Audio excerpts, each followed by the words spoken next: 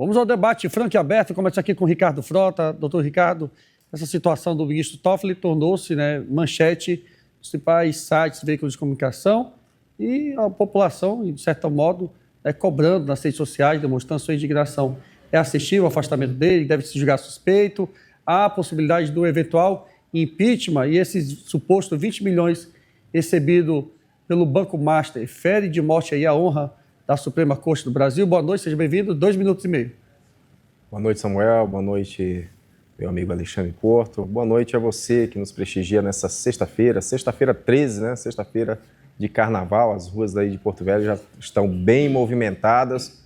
Já aproveito aqui para pedir cuidado, cautela, que se for se divertir, tenha cuidado, né? A gente não quer ter notícias no dia seguinte de que houve tragédia. Brinque, mas brinque com responsabilidade.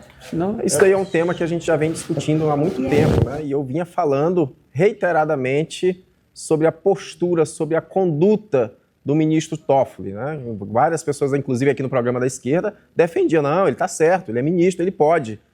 Engraçado que eu quero ver defender agora.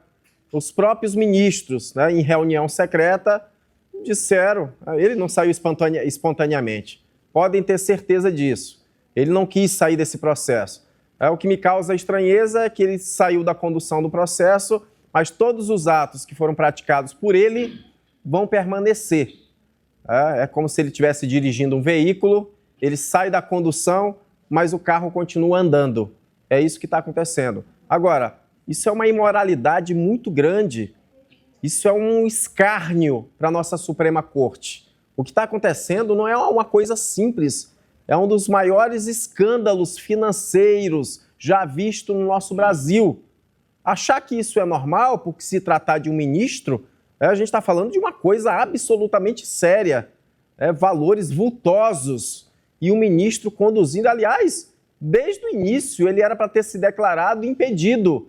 Ele não poderia conduzir esse processo, em hipótese alguma. A gente espera que medidas enérgicas sejam tomadas em relação ao ministro Toffoli. A gente espera que o Senado comece a providenciar o processo de impeachment, porque ele não tem mais condições de permanecer numa Suprema Corte.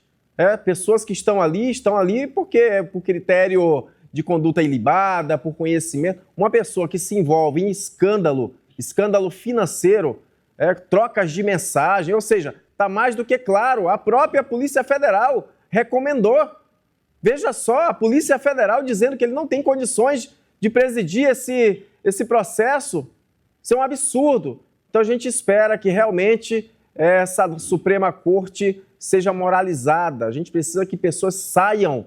Não, a gente não pode aqui defender, não. Eu sei que a ala da esquerda gosta de defender a Suprema Corte, principalmente quando eles atuam em desfavor da direita. Eles gostam de aplaudir. E agora?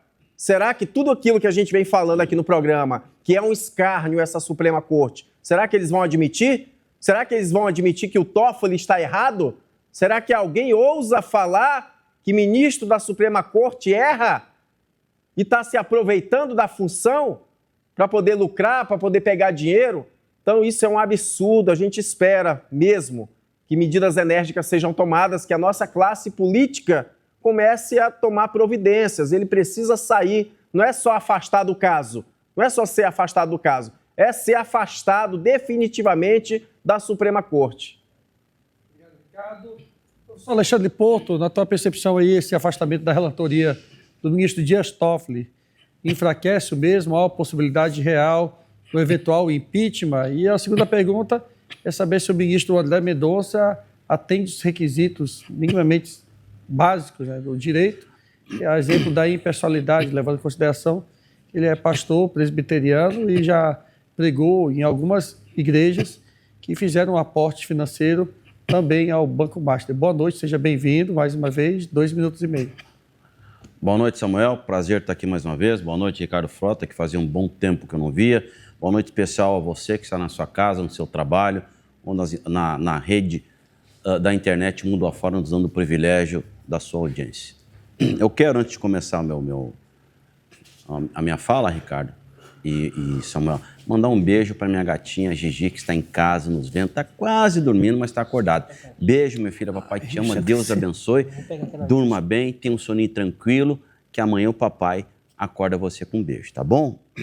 E eu quero também pedir desculpas. Outro dia eu fui dar uma aula, Samuel, e sem querer acabei humilhando uma pessoa. E o bom senso manda a gente pedir desculpa quando comete exagero. Vou pedir o pessoal da produção colocar a foto ali. Eu acabei humilhando a pessoa.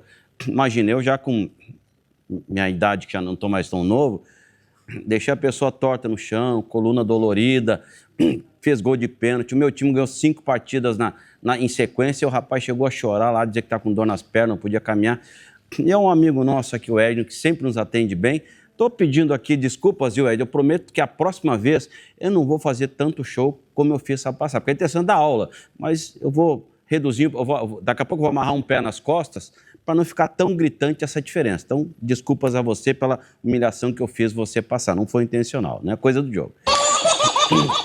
E falando aqui o tema, primeiro, tudo isso aí foi uma ciranda para tentar minorizar o impacto do STF, que há muito tempo vem sendo criticado. Ao contrário do Ricardo, que é uma pessoa inteligente, operador do direito, já experiente, apesar de novo, eu não acredito em impeachment do ministro. Com esse Congresso que está aí, é mais fácil a minha bisavó, que já está no andar de cima, acreditar em Papai Noel de novo, do que um desses ministros sofrer impeachment. Eu, particularmente, não acredito. É um teatro para fazer. Vamos ver agora como é que vai ser conduzido. Primeiro, se fala muito que a Polícia Federal invadiu a prerrogativa da STF. Não, ela foi investigar até chegar ao ministro. Com relação ao André Mendonça, vamos ver um pouquinho mais como é que vai se comportar, qual é o impacto dele, né? E o Samuel foi muito feliz em falar. Afinal de contas, qual é a isenção que ele vai ter para fazer apurações em igrejas que fazem parte, que tiveram doações nessa história toda?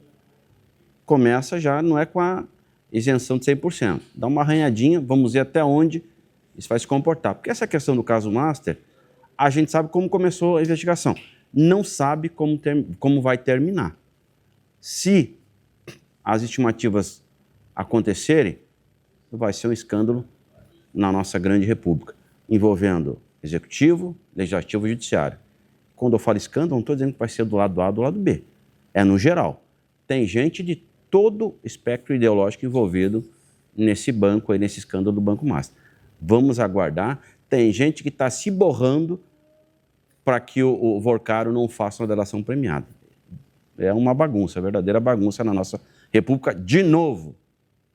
Obrigado, professor Alexandre Porto. Quero agradecer a presença do Arnaldo Buiú, que foi escalado em última hora, né, Arnaldo?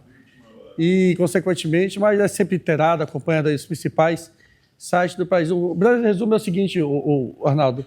O Toffoli ficou afastado da relatoria e agora tem o André Mendonça, né? Por outro lado, ele está envolvido até o gargalo aí, supostamente por ter recebido algum tipo de benesse, né?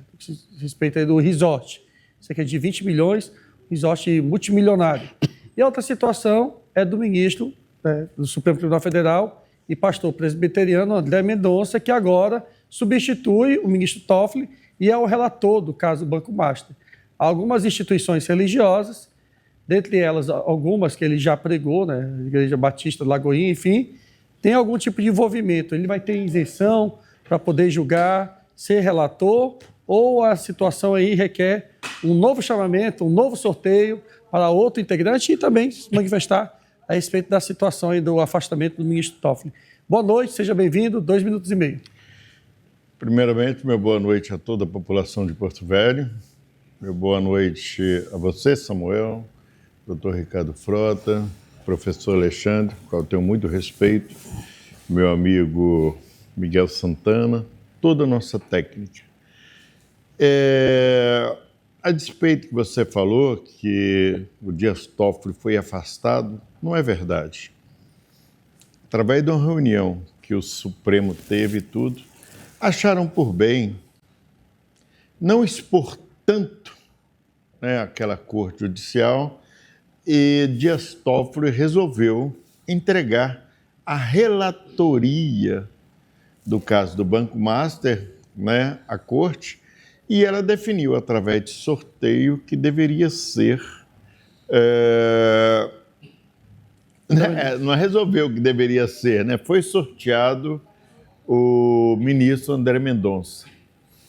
E eu digo uma coisa para você, com muita satisfação, a gente que é da esquerda, saber que essa relatoria foi legada a um homem que se diz terrivelmente evangélico, subentende-se que ele faz parte daqueles cristãos que têm seriedade e que será agora colocado em julgo essa seriedade.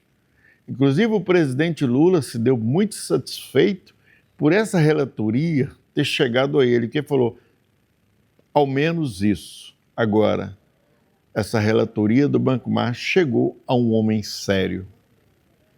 E esse homem sério, ele tem um condão de verificar a questão do seu parceiro, Dias Toffoli, tem a condição e o condão de saber se aqueles que se dizem cristãos e que estão em Lobo de Cordeiro, como a Igreja Lagoinha, como Vácaro, como o cunhado dele, o Zetel, e tudo, se eles realmente estão professando os verdadeiros mandamentos de Cristo.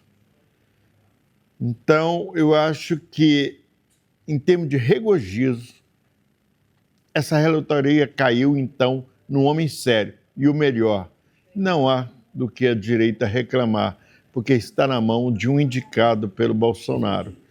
E nesse diapasão, eu vejo com muita satisfação. Por quê? Quem não deve, não teme. E se André Mendonça for verdadeiramente um cristão, como ele disse que é, um funcionário público de carreira, porque, se não me engano, ele era da Advocacia Geral da União, é isso, Samuel? Um funcionário de carreira, temente a Deus, a gente só tem que regozijar e achar que esse país agora pode ir para o rumo certo. Não estamos aqui discutindo ideologia política, estamos aqui discutindo futuro de uma nação, futuro de um povo.